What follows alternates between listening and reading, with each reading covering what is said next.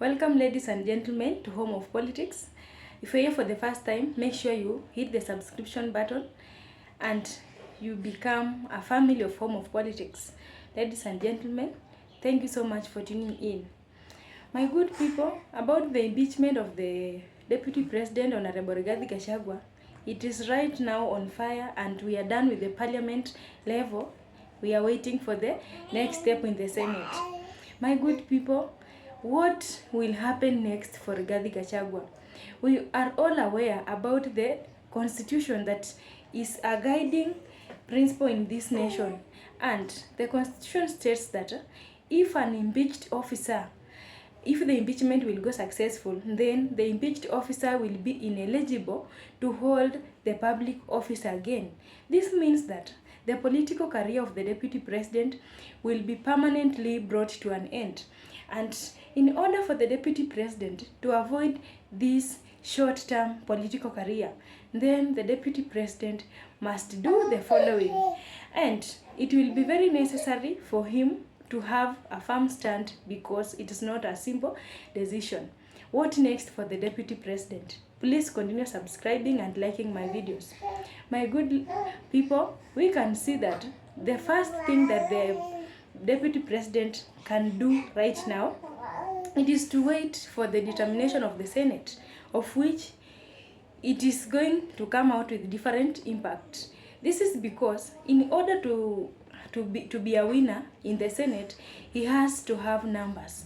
The numbers is 23 senators who will vote against the impeachment motion, and this will save him from the impeachment, and this might save his political career. Another thing, if the Senate might table a special committee to hear about the impeachment, or to use the plenary style, just as the parliament did, whereby every MP was given a chance to vote and to present his or her own ideas. And so for this issue, the Senate might save the deputy president from being impeached. Another thing, what next for the DP? We see he can have the court which can defend him. And for this case, it can be very difficult, because in the first place, the DP is not having a cordial relationship with the courts. This is because he once attacked publicly a judge, after that judge had presided over the corruption cases that had been tabled against the DP.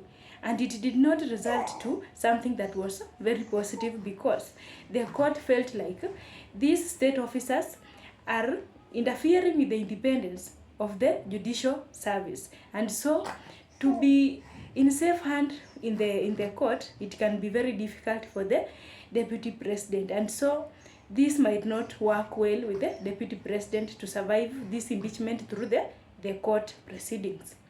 Another thing, and it is fundamental, it is resignation.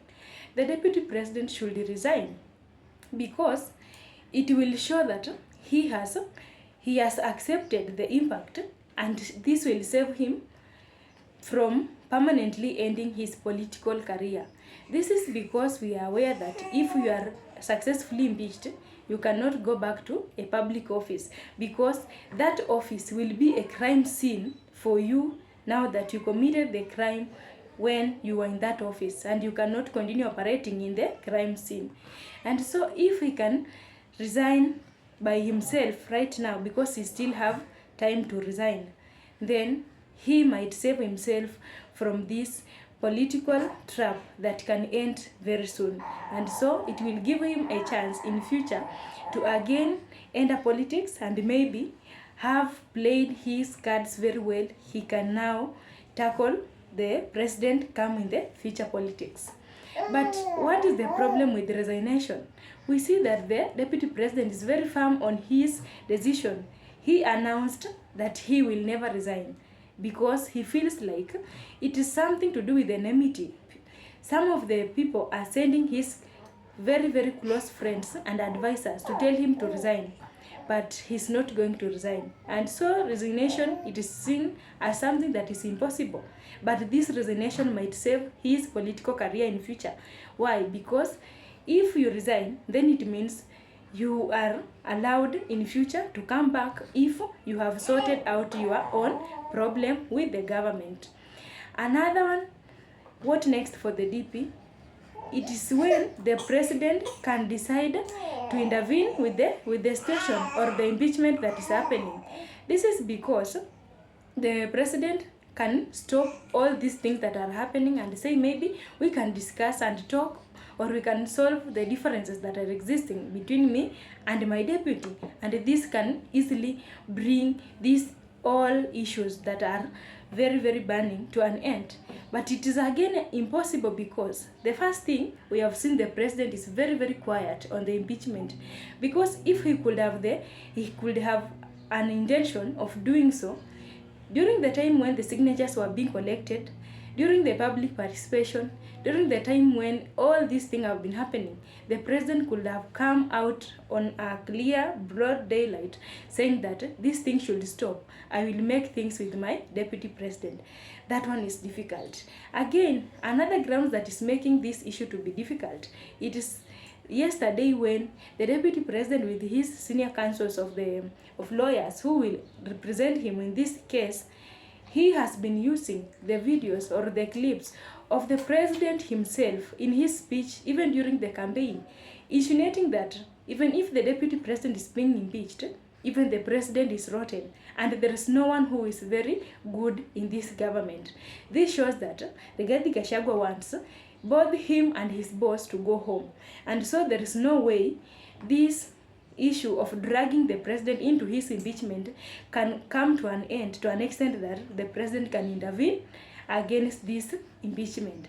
And so this is making it very difficult for Rigathi Gachagua to survive in this impeachment and securing future political career.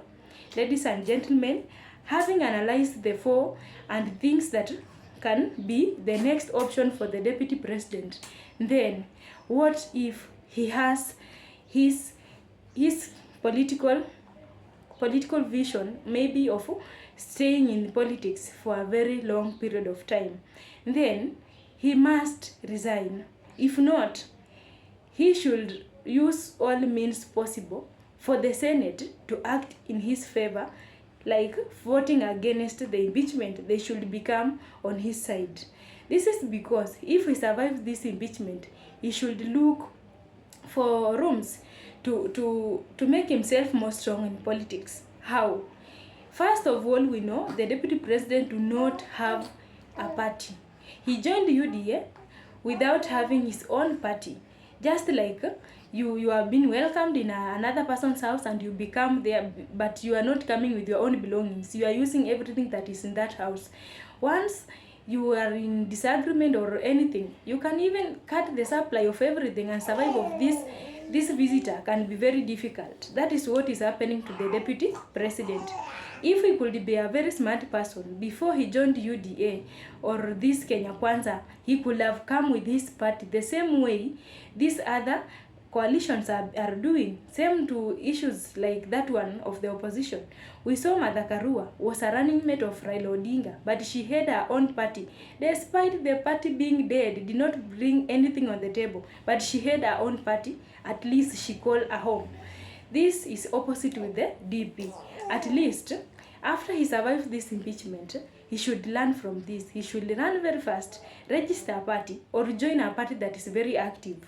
Not a regional or a tribal party, but it should initiate inclusivity, national unity, and he should at least be in a good position.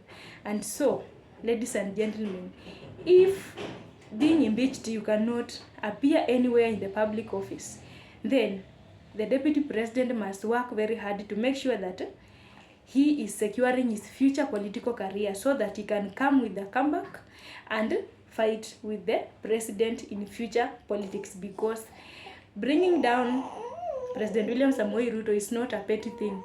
You must come when you are fully packed. Otherwise, thank you so much for tuning in.